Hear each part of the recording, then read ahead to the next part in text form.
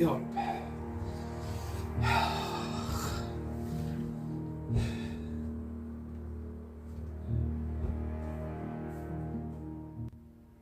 ايش بك بنتي؟ ما في شي بابا. خير، شوفي. أنا زعلانة كتير. زعلانة؟ خير إن شاء الله. بشو زعلانة؟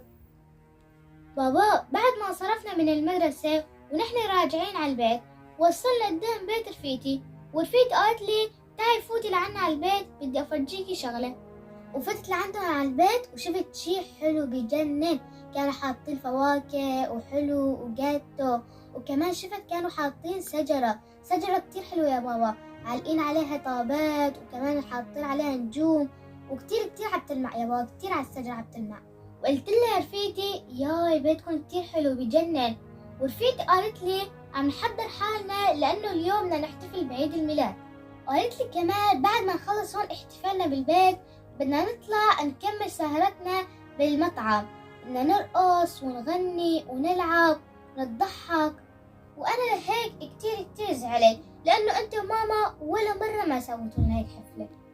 ليش هن بيحتفلوا ونحن ما بنحتفل مثلهم؟ شو هن الأحسن مننا؟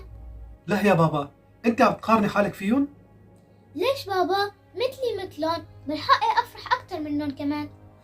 طيب اسمعي يا بابا، تتذكر بعيد الفطر اللي بيجي بعد رمضان وبعيد الأضحى تبع الحجاج، تتذكر أنا باخذكم أنت وأخواتك وأمك بنروح على السوق وبنشتري ثياب وأكل وحلو، وباخذكم على الملاهي وعلى ألعاب. هذا الشيء تتذكري ولا ما تتذكري؟ إيه بابا متذكرة، أصلا أنا بدي هيك كمان يصير معنا براس السنة. أنا مالي بخلع عليكم نحتفل، بس نحن ما بنصير نحتفل بعيد راس السنة، لأنه يا بابا نحن ديننا ما بأمرنا نحتفل بعيد راس السنة. نحن عنا عيدين يا بابا، هو عيد الفطر وعيد الأضحى، مزبوط؟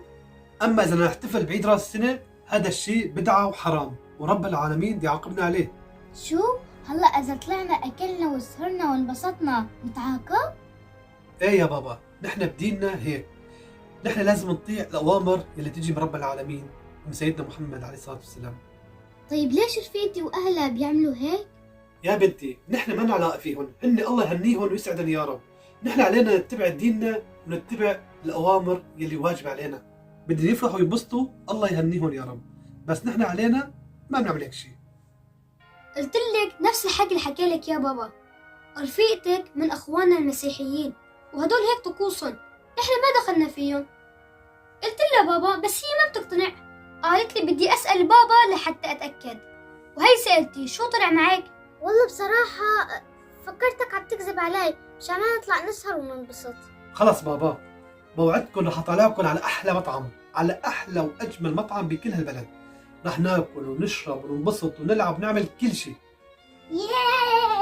ايه مو اليوم، ها؟ اليوم لا، بعد يومين 3 اسبوع، بس اليوم ما رح نطلع. تعالوا لعندي، تعالوا حبيبتي.